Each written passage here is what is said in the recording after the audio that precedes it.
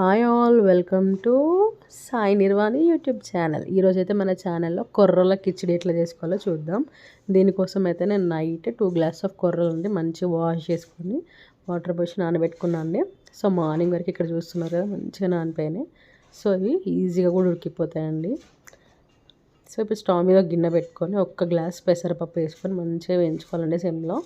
So ఇప్పుడు కుక్కర్లో నానబెట్టుకున్న కొర్రలు ఇంకా ఈ 1 గ్లాస్ వేయించుకున్న పెసరపప్పు వేసి ఒక్కసారి వాష్ చేసుకోవాలండి. ఇప్పుడు ఇందులో వాటర్ పోసుకోవాలి. నేనైతే 1 గ్లాస్కి 2 గ్లాస్ ఆఫ్ వాటర్ పోసుకున్నాను అండి కొలత అయితే. ఇప్పుడు ఇందులోనే కొంచెం సాల్ట్ వేసుకోవాలండి. ఇక్కడ నేను చూపిస్తున్నా కదండి అదే గ్లాస్తో నేను కొలత అనేది చేసుకున్నాను. ఇప్పుడు 3 to 4 విజిల్స్ పెట్టుకోవాలండి. ఇక్కడ చూసారు కదా, ఇక్కడ నేను చూపిస్తున్నట్టుగా మంచిగా ఉడికిపోతుంది. మీకు ఇంకొంచెం కన్సిస్టెన్సీ లూజ్గా కావాలంటే 1 గ్లాస్ వాటర్ ఎక్కువ పోసుకోవచ్చు. మీకు కొంచెం లూజ్గా ఉంటుంది అనమాట.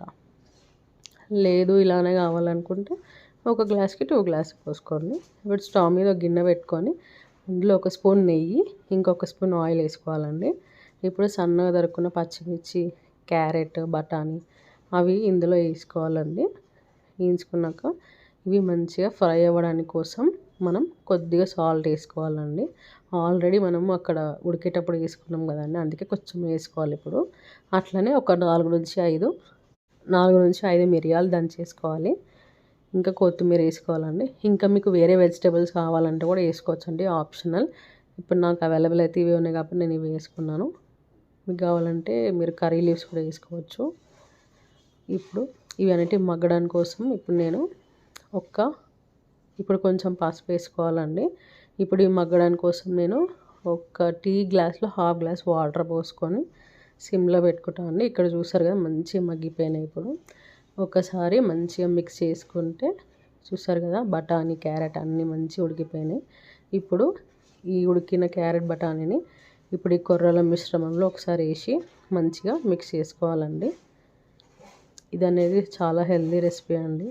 మీరు కూడా ఒక్కసారి ట్రై చేసి చూడండి, ఎంతో టేస్టీగా ఉంటుంది. పిల్లలు కూడా ఇష్టపడి తింటారు.